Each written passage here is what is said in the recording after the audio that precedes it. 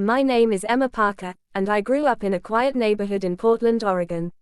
I was raised by my mother, Laura, a strong woman who worked 2 jobs to support me after my father passed away in a car accident when I was 9. Life was never easy, but Mom always told me that love was stronger than any hardship. When I turned 16, my Uncle David, my father's younger brother, moved back to Portland after living in California for over a decade. I didn't remember much about him, only that he was the fun uncle who used to bring me gifts when I was little. Mom told me that he had gone through some rough years but was now trying to start fresh. At first, I wasn't sure how to feel about his return. Our lives had fallen into a routine. Mom worked late, and I managed school, chores, and part-time shifts at a local cafe. But Uncle David's arrival brought a strange kind of warmth into our home, like someone had opened a window to let sunlight in after a long winter. He moved into a small apartment just a few blocks away and often dropped by to help Mom fix things around the house. I noticed how he tried to reconnect with both of us, especially with me. He'd ask about my school, my friends, and my dreams. At first, I thought he was just being polite, but gradually, his interest felt genuine. One evening, while Mom was working late, Uncle David stopped by with takeout. "I figured you might be tired of microwave dinners," he said, placing the food on the table. I laughed. "You're not wrong." We ate and talked for hours, about music, college plans, and even Dad. I'd never been able to talk about Dad without feeling broken inside, but Uncle David shared stories I'd never heard before. He told me how Dad once stayed up all night fixing a broken toy for me when I was 3. Hearing those stories made me feel close to my father again. As weeks passed, Uncle David became a regular part of our lives. He'd help me with school projects, attend my piano recitals, and sometimes drive me to school when Mom was too tired. Slowly, I began to see him as a mentor, even a father figure I never really got to have. But one evening changed everything. It was a rainy Friday night. Mom had gone on a short business trip, and I was home alone. The power went out just as thunder rumbled across the sky. I tried lighting a few candles, but I was scared. The house felt eerie without the usual hum of lights or the sound of the TV in the background. Then I heard a knock. When I opened the door, it was Uncle David, soaked from the rain, holding an umbrella and a flashlight. "You okay, kiddo? The storm's pretty rough out there," he said. I nodded, relieved. "Yeah. But the power's out." "Come in." He stepped inside, wiped his shoes, and started checking the circuit box.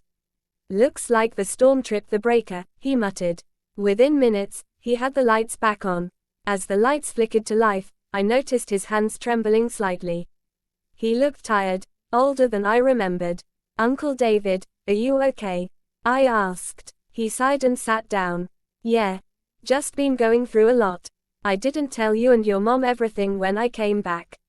He explained that his life in California had fallen apart after a failed business and a divorce.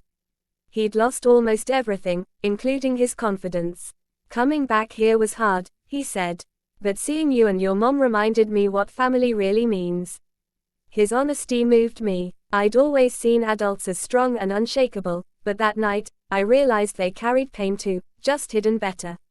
The storm kept us inside for hours, and we talked by candlelight.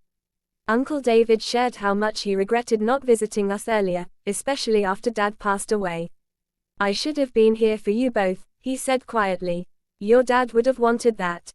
I saw tears in his eyes, and for the first time, I reached out and hugged him.